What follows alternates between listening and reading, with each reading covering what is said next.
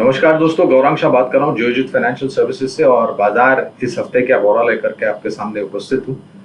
और हमने देखा है कि मुहूर्त ट्रेडिंग के बाद जिस तरीके से बाजार में हमने ऊपर के तरफ के दायरे देखे हैं और हम धीरे धीरे करके सर्वोच्चम ऊंचाई के पास जाने का प्रयास कर रहे हैं। लेकिन कल बाजार बंद था और आज सुबह जब हम लौटे कामकाज पर तो शुरुआत अच्छी हुई, लेकिन फिलहाल जब मैं आपसे बात कर रहा हूं तो सुबह की जो बढ़त थी वो थोड़ी बहुत हम गंवा चुके हैं। और जो स्तर है बाजार का, सेंसेक्स निफ्टी का और निफ्टी बैंक का, वो 61,200 के आसपास काम कर रहा है। सेंसेक्स 20 पॉइंट की बढ़त है। 18,215 ये स्तर है निफ्टी स्पॉट का, 17 पॉइंट की बढ़त। और निफ्टी बैंक जिसने आज एक सर्वोच्चम नया शिखर बनाया है और वो है 41,780 और बढ़त है करीबन 100 पॉइंट के आसपास की।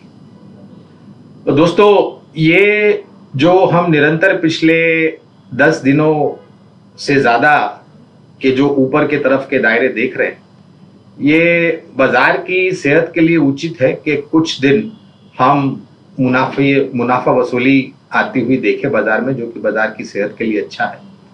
और क्योंकि हम सर्वोच्चम शिखर के आसपास खड़े हैं और इतिहास हमेशा हमें ये दिखाया है हमको कि जब भी इस तरीके से हम फिर से नए सर्वोच्चम स्तर के आसपास जाते हैं तो बाजार में थोड़ी बहुत मुनाफा वसूली आती है, थोड़ा कंसोलिडेटेड होता है, बाजार दायरे में कामकाज करता है और धीरे धीरे करके फिर से ऊपर के तरफ के पड़ाव। ये बाजार की सेहत के लिए और निवेशकों की सेहत के लिए बहुत जरूरी है और वही हम आज देख रहे हैं। थोड़ा बहुत नीचे के तरफ का दायरा, ऊपर के तरफ की जो बढ़त थी सुबह वो हम गंवा चुके हैं, लेकिन एक मामूली सी बढ़त फिलहाल स्क्रीन पर दिख रही है। दोस्तों, हमने ये भी बताया था कि जो दूसरी तिमाही के नतीजे चल रहे हैं वो बहुत जल्द अगले हफ्ते खत्म हो जाएंगे और जो भी हमने नतीजे अब तक देखे हैं दूसरी तिमाही के, वहां पर ज्यादातर निराशाजनक आंकड़े नहीं देखे, लेकिन उत्साहजनक आंकड़े देखे। और उत्साह हमें यह बताता है कि शायद आने वाले तीसरी और चौथी तिमाही में परिस्थिति में सुधार बेहतर के लिए हो सकता है। एक दो कंपनियों के नकारात्मक आंकड़े आए, कुछ क्षेत्र को लेकर के थोड़ी बहुत चिंताएं हुई, लेकिन उसको लेकर के ज्यादा गंभीर होने की आवश्यकता नहीं है। हमने ये भी देखा दोस्तों कि जो निरंतर गिरावट रुपए में हो रही थी डॉलर के मुकाबले, वहां पर आज और पिछले कुछ दिनों से रुपए में थोड़ी बहुत मजबूती देखी है डॉलर के सामने।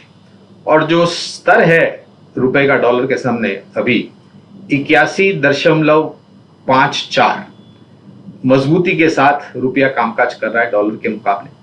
और जहां तक ऊर्जा बाजार यानी कि कच्चे तेल की परिस्थिति है तो वहां पर हम मामूली सी गिरावट देख रहे हैं।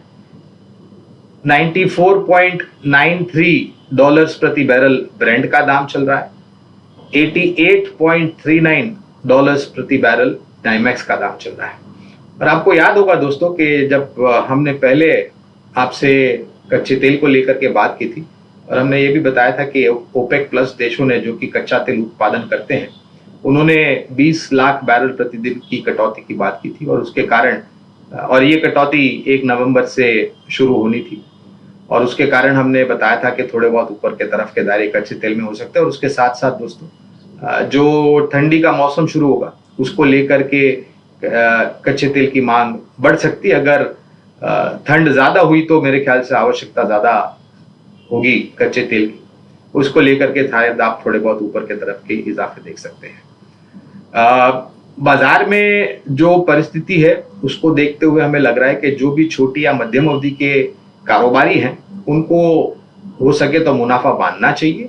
और अगर आपके पास जोखिम झेलने की क्षमता ज्यादा है तो कम से कम आपके जो स्टॉप लॉसेस है उसको ऊपर के तरफ बढ़ाते जाइए। जैसे जैसे आपका जो भी कंपनी में छोटी मध्यम अवधि के लिए निवेश है और वो ऊपर जाता है तो आप अपना स्टॉप लॉस बढ़ाते जाएं, जिससे आपका छोटी मध्यम अवधि में मुनाफा है वो ज्यादा से ज्यादा होगा। अगर आप स्टॉप लॉस नहीं लगाते हैं तो फिर अनिश्चितता का सामना करना पड़ता है और जो मुनाफा होता है उससे थोड़ा कम मुनाफा होता है और हमेशा हम पछतावा करते हैं। तो पछतावा न करते हुए स्टॉप लॉस का इस्तेमाल कीजिए और आवश्यकता अनुसार उसको ऊपर की तरफ बढ़ाते जाइए जब भी आपके दाम ऊपर की तरफ जाते हैं। तो लंबी अवधि के जो निवेशक है उनको निश्चिंत होने की जरूरत है। और हर बार हमने जब भी आपसे बाजार को लेकर के ब्यौरा दिया है, हमने यही कहा है कि अगर आपको वाकई में शेयर बाजार में जो आपने अच्छी कंपनियों में निवेश करना है या किया है, उसमें से अगर आपको अच्छा खासा मोटा मुनाफा कमाना है तो आपको लंबी अवधि का नजरिया रखना चाहिए। और वो राय हम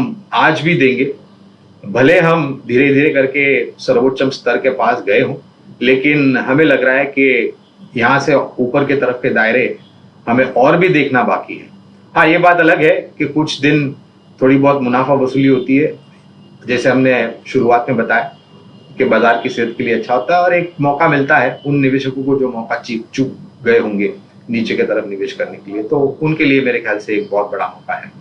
और हमारा अनुमान ये भी कहता है कि अगर खबरों को लेकर के ज्यादा खराब खबरें खास करके विदेश से नहीं आई, जियोपॉलिटिकल सिचुएशन को लेकर के, महंगाई को लेकर के, ब्याज दर को लेकर के, तो मेरे ख्याल से हम पूरी क्षमता रखते हैं यहाँ से धीरे धीरे करके और भी ऊपर के तरफ के दायरे बनाने की। हाँ, एक बात बिल्कुल है, स्थानीय मार्केट में ऐसे कोई आसार नजर नहीं आते जो बाजार को बड़े तौर पर निराश करे। लेकिन ये जो राज्य स्तर पर चुनाव हो रहे हैं उसको लेकर के शायद बाजार में आपको आने वाले समय में थोड़ी बहुत गतिविधि या फिर रिएक्शन जिसे हम कहते हैं वो आते हुए दिख सकता है। निर्भर होगा किस तरीके से परिणाम आते हैं, और अगर उस समय भी अगर जो अनुमान है या फिर जो अंदाजे हैं उस हिसाब से अगर राज्य चुनाव के नतीजे नहीं आए तो एक लंबी अवधि के निवेशकों को एक मौका मिलेगा अगर बाजार नीचे आता है तो। ये एक अनुमानित परिस्थिति हम आपको बता रहे हैं। आपको याद होगा दोस्तों, हर बार हम कुछ विकल्प देते हैं लंबी अवधि के लिए बुनियादी तर्क के आधार पर। पिछली बार ही जब हम आपसे बात कर रहे थे तो हमने स्टेट बैंक ऑफ इंडिया और कैनरा बैंक, दो सरकारी बैंकों के नाम दिए थे, और पिछले हफ्ते ही स्टेट बैंक ऑफ इंडिया के नतीजे आए जो कि काफी बेहतर थे, और मैनेजमेंट की टिप्पणी थी कि आने वाले समय में ये नतीजे और भी बेहतर होने की पूरी संभावना है। और निफ्टी बैंक ने आज एक सर्वोच्च स्तर बनाया है अपने आप में। तो हमें लग रहा है कि ये निरंतर ऊपर के तरफ के दायरे निफ्टी बैंक, क्योंकि परिस्थिति सुधर रही और उसके कारण नतीजे सुधर रहे, सिर्फ निजी क्षेत्र के बैंक के नहीं लेकिन सरकारी बैंक के भी। और मेरे ख्याल से अब समय आ चुका है कि सरकारी बैंकों को अपना जो रुझान है वो और बेहतर बताने के और मौके मिलेंगे। और अक्सर हम तुलना करते हैं निजी क्षेत्र बैंक की, जहां पर निरंतर आउट परफॉर्मेंस देखा है सरकारी बैंकों की तुलना में। तो अब मेरे ख्याल से वो समय आ चुका है कि आप सरकारी बैंक पर ध्यान दें। लेकिन इसके अलावा दोस्तों, जो विकल्प में हम आपके लिए लेके आए आज वो है आईटी क्षेत्र से। और आईटी क्षेत्र में हमने देखा है कि काफी लोग यहाँ से दूर रहने की राय देते हैं। छोटी मध्यम अवधि में ये बिल्कुल हमें लग रहा है कि थोड़ी बहुत परिस्थिति चिंताजनक है, लेकिन उतनी भी गंभीर नहीं है जिस तरीके से एक अनुमान लगाया था। अगर आप देखें पूरे आईटी क्षेत्र के आंकड़े, दूसरी तिमाही के नतीजे, तो मेरे ख्याल से विप्रो को छोड़ करके बाकी सभी कंपनियों ने कम नतीजे जो आए, आंकड़े जो आए, वो जो उम्मीद थी उसके मुताबिक ही आए और कोई बड़ी निराशा हमें दिखाई नहीं दी। और हम ये भी आकलन लगाते हैं कि अगर आप लंबी अवधि का नजरिया रखते हैं और आने वाले 1 या 2 तिमाही को नजरअंदाज करते हैं, यानी कि तीसरी और चौथी तिमाही नजरअंदाज करते हैं, क्योंकि संभव है कि नतीजे सुधरने के लिए थोड़ा समय लगेगा। और हमारा अनुमान ये कहता है कि अगले वित्तीय वर्ष में आईटी क्षेत्र को एक बहुत बड़ा मौका मिलेगा। और जो हमने करेक्शन देखा है दोस्तों आईटी क्षेत्र के स्टॉक्स में, वो हमें लग रहा है कि बहुत आकर्षित है।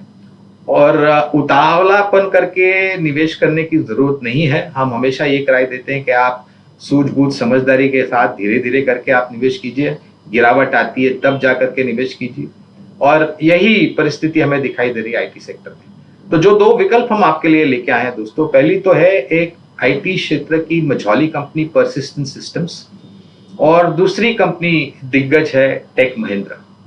हमें लग रहा है कि ये दोनों कंपनियां काफी अपने आप को स्थापित कर चुकी हैं, और जो भी नतीजे हमने दूसरी तिमाही में देखे इस वित्तीय वर्ष के, उसके आधार पर और कुछ अनुमान लगाते हुए हमें लग रहा है कि इनमें सुधार आपको बेहतर तरीके से आते हुए दिखेगा। ऐसा नहीं है कि बाकी अन्य कंपनी में नहीं आएगा, आईटी क्षेत्र की उनमें भी आएगा, लेकिन यहाँ पर मेरे ख्याल से जिस तरीके से प्रयास किए जा रहे हैं कारोबार की रणनीति को लेकर, उसके आधार पर यहाँ पर आपको पहला फर्स्ट मूवर एडवांटेज जिसे हम कहते हैं वो आते हुए दिखेगा। तो दो विकल्प है दोस्तों, बुनियादी तर्क के आधार पर लंबी अवधि के लिए परसिस्टेंट सिस्टम्स और टेक महिंद्रा। शुरुआत धीरे धीरे कीजिए और जैसे आपको गिरावट मिलती है और जोड़ते जाएं। हमारी बात शांतिपूर्वक सुनने के लिए आपका बहुत बहुत धन्यवाद। अगले हफ्ते तक अपनी सेहत का ध्यान रखिए, मिलेंगे।